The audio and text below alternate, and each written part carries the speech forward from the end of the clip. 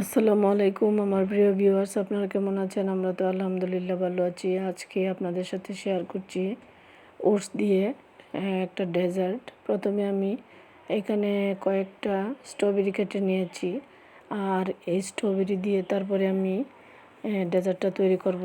এর মধ্যে আমি আধা কাপ পরিমাণ ওটস দিয়ে নিয়েছি, আর দুধ গরম করে রেখেছি। দুধ দিয়ে তারপরে ওটসটা তৈরি করব। তো এইখানে আমি দুধের মধ্যে যে সরটা থাকে সেই সহ আমি দুধটাকে ঢেলে দিচ্ছি ঠান্ডা করে। আর ঝটপট তৈরি হয়ে গেল ওটস। এখন এর মধ্যে আমি অল্প একটু খেজুর ছিটিয়ে দিব, দিয়ে ডেকোরেশন করে নেব।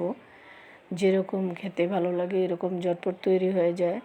খুবই মজার একটা ডেজার্ট, অল্প সময়ে, আর খেতেও কিন্তু অনেক ভালো লাগে। যারা খেতে চান না ওটস, তাদের জন্য এই রেসিপিটা। আশা করি ভালো লেগেছে, আর ভালো লাগলে অবশ্যই আমাকে কমেন্টে জানাবেন। আর এটা কিন্তু খুবই উপকারী। আজকে আমি এই ডেজার্ট দিয়ে ইফতারি করলাম। আজকের মতো আল্লাহ হাফিজ।